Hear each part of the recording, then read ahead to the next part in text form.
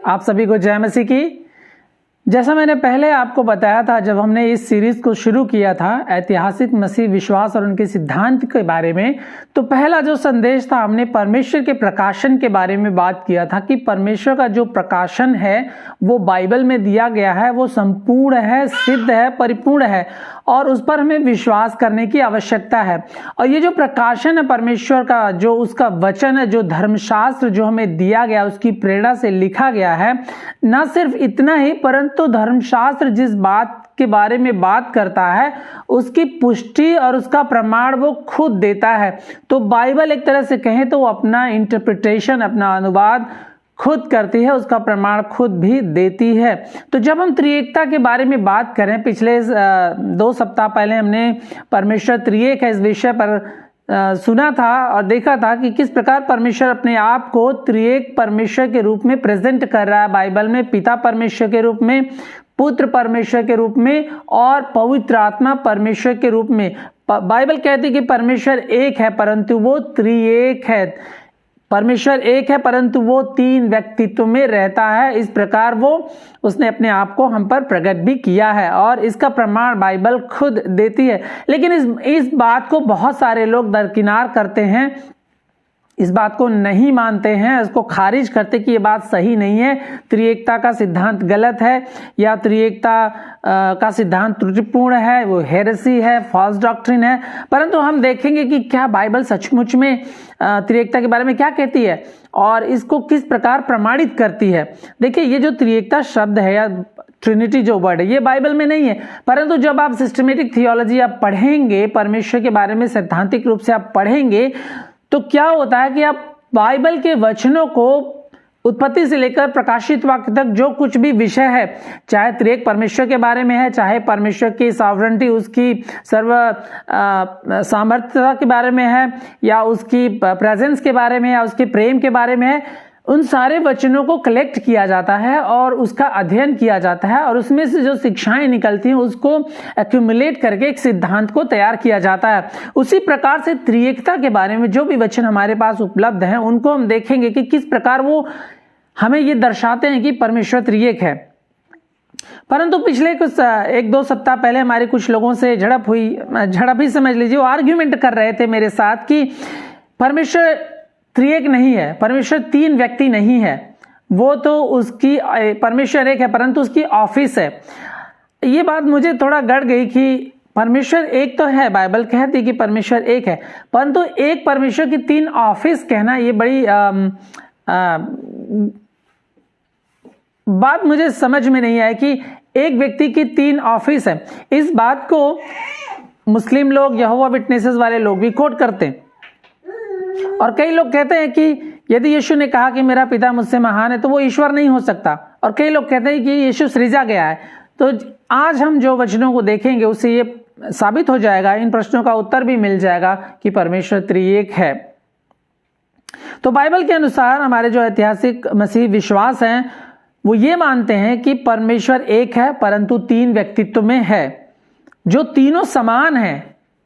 उसका अर्थ क्या है कि पिता परमेश्वर से पुत्र छोटा नहीं है और पुत्र से पवित्र आत्मा छोटा नहीं, तीनों समान हैं, तीनों अनंत काल से हैं और तीनों समरूप हैं, जो पिता, पुत्र और पवित्र आत्मा के रूप में रहते हैं।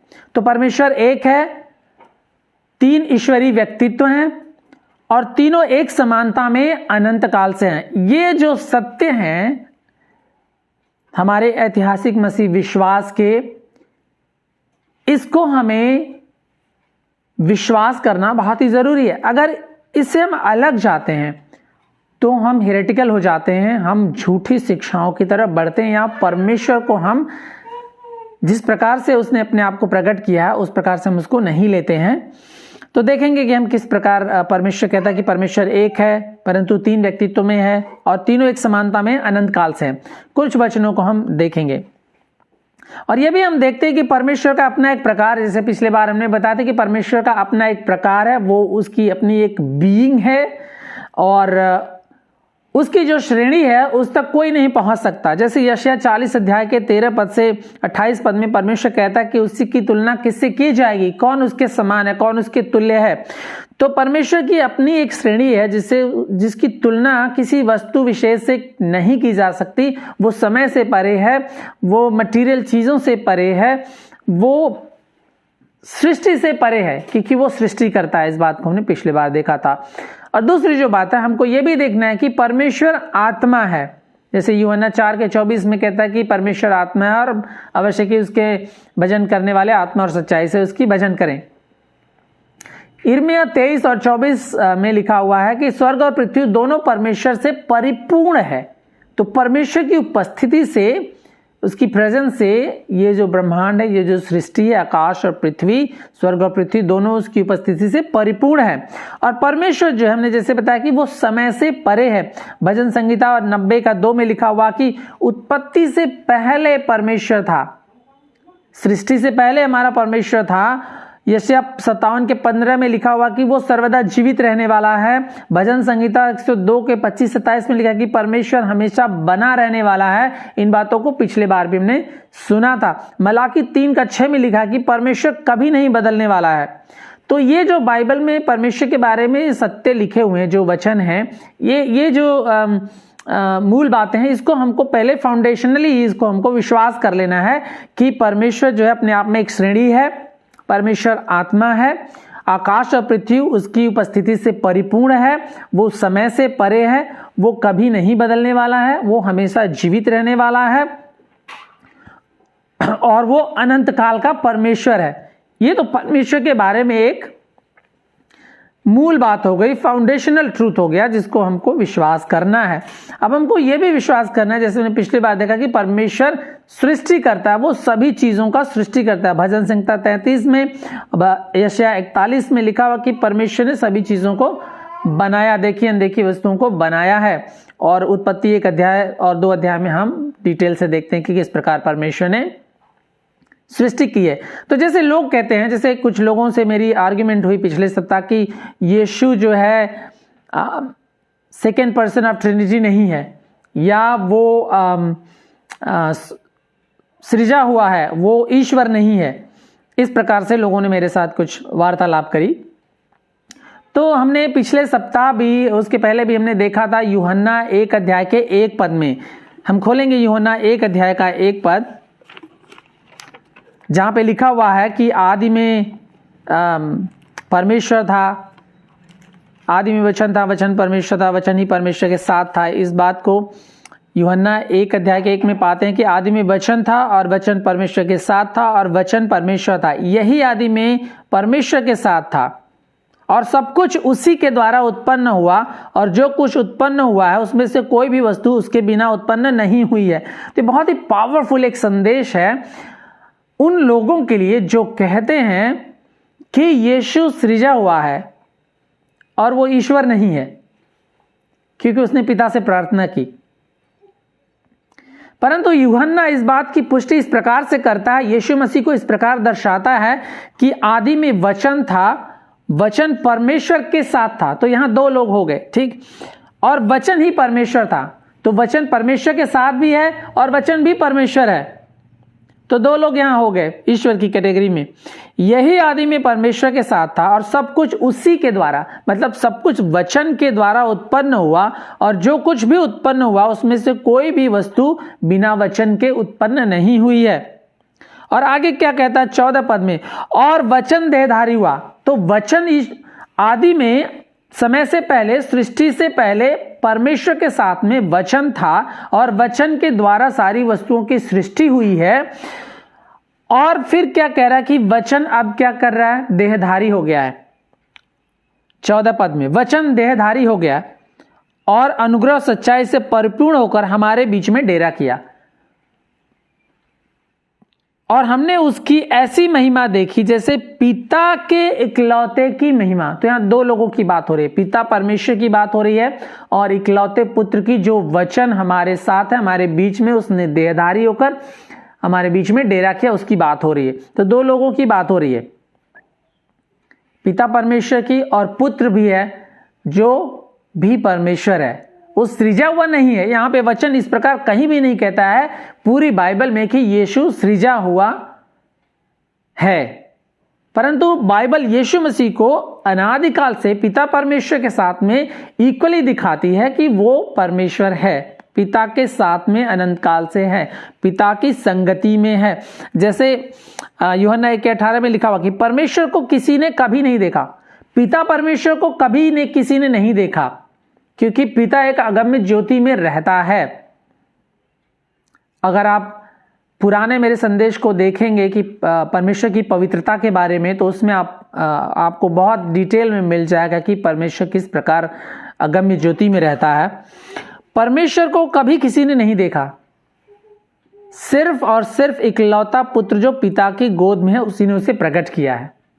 तो पिता परमेश्वर को कभी किसी ने नहीं देखा, परंतु पुत्र परमेश्वर जो पिता की गोद में, पिता की इंटीमेसी में, उसकी बोसम में है, उसकी संगति में है अनंत काल से, उसी ने पिता परमेश्वर को प्रकट किया है। किस प्रकार? हमारे बीच में डेरा करने के द्वारा। तो यहां पे बात आती है, अगर यीशु मसीह के द्वारा जो वचन हमारे बीच में डेरा किया, अगर यीशु मसीह के द्वारा सारी वस्तुओं की सृष्टि हुई है, तो फिर वो खुद कैसे सृजा जा सकता है? क्योंकि उसने सारी वस्तुओं की सृष्टि की है। तो यह कॉन्ट्रेरी हो जाएगा कि जो लोग कहते हैं कि यीशु ईश्वर नहीं है, परमेश्वर नहीं है, परंतु वो सृजा हुआ है, तो ये बात गलत साबित होगी, क्योंकि बाइबल कहती है कि यीशु मसीह के द्वारा, वचन के द्वारा सारी वस्तुओं की सृष्टि हुई है। कुलुस्सियों 1 अध्याय के 16 और 17 पद में लिखा हुआ है, कोलोसियंस चैप्टर 1 वर्स 16 एंड 17। यहां पे लिखा है, क्योंकि यीशु में सारी वस्तुओं की सृष्टि हुई। यहां यीशु मसीह की श्रेष्ठता और उनके कार्यों का वर्णन किया गया है। क्योंकि यीशु मसीह में सारी वस्तुओं की सृष्टि हुई, स्वर्ग की हो अथवा पृथ्वी की, देखी या अनदेखी, क्या सिंहासन, क्या प्रभुताएं, क्या समन्ताएं, क्या अधिकार, क्या सारी वस्तुएं उसी के द्वारा, उसी के लिए सृजी गई हैं। वही सब वस्तुओं में प्रथम है और सब वस्तुएं उसी में स्थिर रहती हैं। सब वस्तुएं उसी में स्थिर रहती हैं, क्योंकि उसी के द्वारा, उसी के लिए सृजी गई हैं। तो मुझे नहीं समझ में आता कि लोग जब बाइबल पढ़ते हैं तो किस प्रकार पढ़ते हैं और कैसे वो इन वचनों को अनदेखा कर देते हैं। बाइबल क्लियरली कहती है कि सब कुछ यीशु मसीह के द्वारा सृजा गया है, और जब यीशु मसीह के द्वारा सृजा गया है तो यीशु कैसे सृजा जा सकता है? हम यहां बात कर रहे हैं यीशु मसीह की, जो परमेश्वर का पुत्र है। कई लोग सोचते हैं कि जब वो पुत्र है तो वो इंफीरियर होगा। कई लोगों के मन में ये विचार आता है कि पिता, क्योंकि यीशु मसीह पिता से प्रार्थनाएं कर रहा है, पिता को बार बार एड्रेस कर रहा है और पिता को सुप्रीम दिखाया गया है, तो शायद हो सकता है पुत्र और पवित्र आत्मा उससे कम श्रेणी में होंगे या इंफीरियर होंगे। परंतु बाइबल इस प्रकार कहीं भी इस प्रकार से वर्णन नहीं करती है। परमेश्वर एक है, इस बात की पुष्टि हो गई है। हम देखते हैं बाइबल में लिखा गया कि परमेश्वर एक है, परंतु वो 3 व्यक्ति है, और ये जो 3 व्यक्ति हैं, पिता, पुत्र और पवित्र आत्मा, इन्होंने हमारे उद्धार में एक रोल को लिया है जिसको वो कर रहे हैं। पुत्र हमारे उद्धार के कार्य को कर रहे हैं क्रूस पर चढ़ने के द्वारा, पवित्र आत्मा उसकी पूर्ति कर रहे हैं, हमें प्रभु के पास लाते हैं, हमें कन्विक्ट करते हैं, हमें नया जन्म देते हैं, और इन सब बातों में पिता परमेश्वर की योजनाओं के द्वारा पूर्ति होती है और उसकी महिमा होती है। तो यहाँ पे हम डिफरेंसेस इन फंक्शन देख रहे हैं। उसका मतलब ये नहीं है कि उनके अंदर इंफीरियरिटी ऑफ नेचर है। उनका जो नेचर, उनका जो स्वभाव है, उनका जो एट्रीब्यूट है बाइबल में, जो उनका जो चरित्र है, ईश्वरीय जो गुण है, ईश्वरीय जो चरित्र है, उसमें कोई इंफीरियरिटी या कोई कमी नहीं है, कोई उसमें छोटा बड़ा नहीं है, सभी जो हैं समान हैं। जैसे थोमा जब यीशु मसीह जी उठा था, तो थोमा ने जब यीशु मसीह को देखा तो यीशु मसीह को कहता है, हे मेरे प्रभु, हे मेरे परमेश्वर, माय लॉर्ड, माय गॉड करके उनको एड्रेस करता है।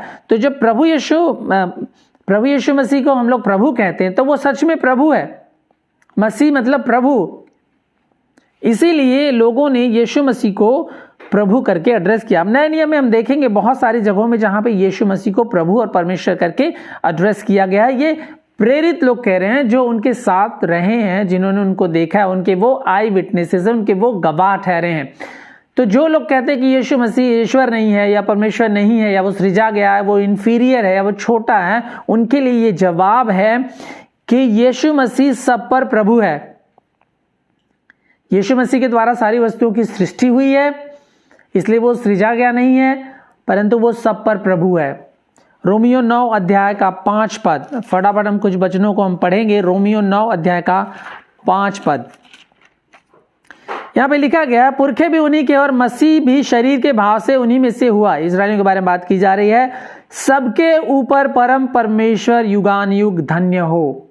यीशु मसीह की बात कर रही है कि पुरखे भी उन्हीं के हैं और यीशु मसीह भी शरीर के भाव से यहूदियों में से हुआ है, और यीशु मसीह सबके ऊपर परम परमेश्वर है, युगान युग का परम परमेश्वर। युगान युग, for eternity to eternity, everlasting to everlasting, Jesus is the Lord over all. Titus chapter 2 verse 13, तीतुस 2 अध्याय का 13, यहां पे इस प्रकार लिखा हुआ, और उस धन्य आशा की अर्थात अपने महान परमेश्वर और उद्धारकर्ता यीशु मसीह, महान परमेश्वर और उद्धारकर्ता यीशु मसीह की महिमा के प्रकट होने की हम बाट जो होते हैं। तो पौलुस यहां पे यीशु मसीह को महान परमेश्वर और उद्धारकर्ता कह के एड्रेस कर रहा है। दूसरा पत्रस 1 अध्याय का 1 पद, दूसरा पत्रस 1 अध्याय का 1 पद, पत्रस इस प्रकार एड्रेस कर रहा है अपनी पत्री को। शमौन पत्रस की ओर से, जो यीशु मसीह का दास और प्रेरित है, उन लोगों के नाम जिन्होंने हमारे परमेश्वर और उद्धारकर्ता यीशु मसीह की धार्मिकता द्वारा हमारे समान बहुमूल्य विश्वास को प्राप्त किया। तो वो कह रहा है, अपनी पत्री की शुरुआत कर रहा है, अपने लेटर को लिख रहा है, लोगों को बता रहा है कि मेरी ओर से ये पत्री है जो यीशु मसीह का दास और प्रेरित है, और उन लोगों के नाम जिन्होंने हमारे परमेश्वर और उद्धारकर्ता यीशु मसीह को ग्रहण कर लिया है, उस पर विश्वास कर लिया। तो यीशु मसीह सिर्फ हमारा उद्धारकर्ता ही नहीं, परंतु हमारा परमेश्वर भी है। वो हमारा परमेश्वर है, वो सृजी गई सृष्टि नहीं है, परंतु उसके द्वारा सारी वस्तुओं की सृष्टि हुई है, और वो सब चीजों पर प्रभु है। सारी वस्तुओं की सृष्टि उसी के द्वारा हुई है, उसी में हुई है, और उसकी महिमा के लिए हुई है, और सब वस्तुएं उसी के द्वारा स्थिर भी रहती हैं। यशायाह 9 के 6 में क्या लिखा हुआ है यीशु मसीह के जन्म के बारे में? ये सब वचन को हम लोग जब कोट करते हैं क्रिसमस के टाइम में, तो इन वचनों को बखूबी से हम लोगों को बताते हैं, लेकिन उनको ये बताना बहुत जरूरी कि यीशु मसीह है कौन। यीशु मसीह के बारे में यशायाह 9 के 6 में लिखा हुआ है, उनके बारे में भविष्यवाणी जो की गई थी, क्योंकि हमारे लिए एक बालक उत्पन्न हुआ, हमें एक पुत्र दिया गया। पुत्र के बारे में बात हो रही है, जो परमेश्वर का पुत्र है, और प्रभुता उसके कांधे पर होगी, और उसका नाम अद्भुत युक्ति करने वाला पराक्रमी परमेश्वर। यह है यीशु मसीह का नाम। कौन? अद्भुत युक्ति करने वाला पराक्रमी परमेश्वर, माइटी गॉड, उसका नाम है माइटी गॉड। अनंत काल का पिता, everlasting father, that is his name. शांति का राजकुमार रखा जाएगा, उसकी प्रभुता सर्वथा बढ़ती रहेगी, उसकी शांति का अंत नहीं होगा। तो यीशु मसीह के बारे में उनके बारे में ये कहा जा रहा है कि यीशु मसीह है कौन? वो पुत्र परमेश्वर है कौन? He is the everlasting father, mighty God. वो सामर्थी परमेश्वर है, पराक्रमी परमेश्वर है, वो अनंत काल का पिता है, अनंत काल का वो परमेश्वर है, वो सच्चा प्रभु और अनंत जीवन है। पहला यूहन्ना 5 के 20 में लिखा हुआ है, पहला यूहन्ना 5 का 20। ऐसे बहुत सारे वचन हैं जिसको हम उठाकर यीशु मसीह के बारे में सीधे सीधे एड्रेस कर सकते हैं, जो बताते हैं कि यीशु ही परमेश्वर है। पहला यूहन्ना 5 के 20 में लिखा हुआ है, हम यह भी जानते हैं कि परमेश्वर का पुत्र आ गया है, और उसने हमें यह समझ दी है कि हम उस सच्चे को जाने, और हम उसमें जो सत्य है और अर्थात उसके पुत्र यीशु मसीह में रहते हैं। सच्चा परमेश्वर और अनंत जीवन यही है। तो सच्चा परमेश्वर और अनंत जीवन यीशु मसीह है। तो जो लोग कहते हैं यीशु मसीह सच्चा परमेश्वर नहीं है या वो सृजा गया है, परमेश्वर से छोटा है, उसका जवाब ये वचन देते हैं क्लियरली। इन वचनों को हम इग्नोर नहीं कर सकते हैं, इसका हम इनकार नहीं कर सकते। तो अगर आप यीशु को परमेश्वर का पुत्र जानकर, उसको परमेश्वर जानकर आप नहीं मानते हैं, तो आप एक झूठे सुसमाचार पर विश्वास करते हैं। आपका उद्धार नहीं हुआ है और नहीं हो सकता है जब तक आप यीशु को परमेश्वर जानकर, परमेश्वर का पुत्र मानकर और उसके किए हुए कामों पर विश्वास नहीं करेंगे, तब तक आपका उद्धार नहीं हो सकता। क्योंकि बहुत सारे लोग मानते हैं, even new apostolic reformation churches में जो प्रॉस्पेरिटी गॉस्पल का प्रचार करते हैं कि यीशु मसीह सृजा गया है, वो परमेश्वर से छोटा है, वो मनुष्य के रूप में था और मनुष्य की तरह उसने काम किया, वो ईश्वर नहीं था, और तमाम प्रकार की फैलेसीज और हेरेसीज को वो प्रेजेंट करते हैं। एक और बात को हम देखेंगे कि यीशु मसीह अनंत काल से परमेश्वर की समानता में रहा है, जिनको हम यूहन्ना 5 अध्याय, यूहन्ना के सुसमाचार में बहुत डिटेल में हम पाएंगे कि यीशु मसीह परमेश्वर की समानता में, पिता के समानता में है, पिता के इक्वलिटी में है, उससे परमेश्वर से वो अलग नहीं है।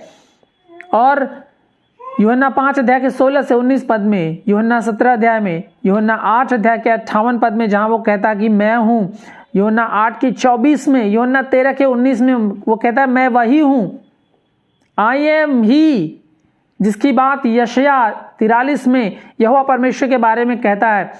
यूहन्ना 12 अध्याय के 39 से 41 पद में, फिलिपियों 2 अध्याय के 6 से 7 पद में जहां पे लिखा है कि प्रभु यीशु मसीह परमेश्वर की समानता में होकर के भी इस बात को जानना नहीं चाहा और हमारे लिए वो अपनी सारी वैभव को छोड़ करके मनुष्य रूप उसने देह धारण कर लिया।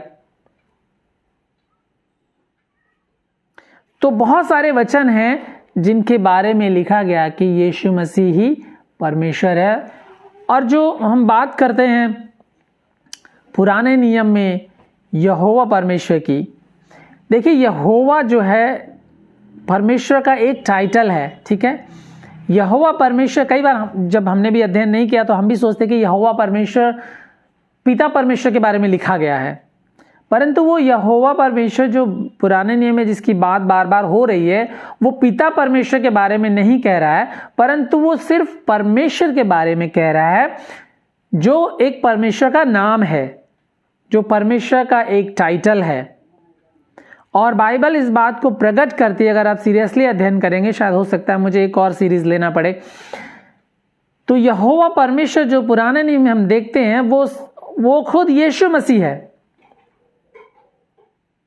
इसीलिए प्रभु यीशु मसीह कहते हैं यूहन्ना 8 के 58 में, इससे पहले कि अब्राहम था मैं हूं, और यूहन्ना 13 के 19 पद में वो यशायाह 43 के 10 पद को कोट करते कि मैं वही हूं, आई एम ही, जिसकी बात पुराने नियम में यहोवा परमेश्वर के बारे में की गई। तो यीशु ही यहोवा परमेश्वर है। जैसे यीशु ने कहा पिता को किसी ने नहीं देखा, सिर्फ पुत्र ने देखा जो उसकी गोद में, उसी ने पिता को प्रकट किया। तो हम शुरू में चलते हैं। कई लोग कहते हैं यीशु सृजा गया है, कई लोग कहते हैं परमेश्वर एक है और उसकी 3 ऑफिसेज हैं, मतलब 3 कार्य करने के तरीके हैं। तो अगर 3 कार्य करने के तरीके हैं तो यीशु मसीह खुद से तो प्रार्थना करेगा नहीं, क्योंकि जब यीशु मसीह क्रूस पर था तो उसने कहा कि हे पिता तूने मुझे क्यों त्याग दिया है। वो अपने पिता से वार्तालाप कर रहा है, वो अपने आप से वार्तालाप नहीं कर रहा है। और जब प्रभु यीशु मसीह का बपतिस्मा होता है तो वहां भी हम देखते हैं कि पवित्र आत्मा प्रभु यीशु मसीह पर उतरता है और पिता आवाज देता है कि ये मेरा प्रिय पुत्र है, इससे मैं अत्यंत प्रसन्न हूं।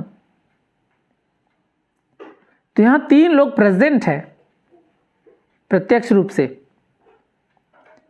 वो फॉर्म चेंज नहीं कर रहे हैं, जैसे हमने पहले भी बताया। और ये जो डॉक्ट्रिन है बहुत ही डिसेप्टिव है, बहुत ज्यादा डिसेप्टिव है, इसलिए आप सावधान रहें। परमेश्वर एक है परंतु वो त्रिएक है। परमेश्वर एक है, उसकी 3 ऑफिसेज नहीं है, परमेश्वर एक है, परंतु हम क्लियरली तीन व्यक्तियों को देख रहे हैं जो आपस में वार्तालाप करते हैं, क्योंकि यीशु मसीह ने चेलों से कहा, जब मैं जाऊंगा तो तुम्हारे लिए पवित्र आत्मा को भेजूंगा, एक सहायक भेजूंगा। I'll send you another person who will help you, जो पिता की ओर से और मेरी ओर से तुम्हें बातों को बताएगा। He will talk about me and the Father। तो पवित्र आत्मा की बात हो रही है जो पिता और पुत्र के बारे में हमें स्मरण दिलाएगा, बातें करेगा, बताएगा। और कई लोग ये कहते हैं कि यीशु मसीह ने पिता से प्रार्थना की तो वो ईश्वर नहीं हो सकता।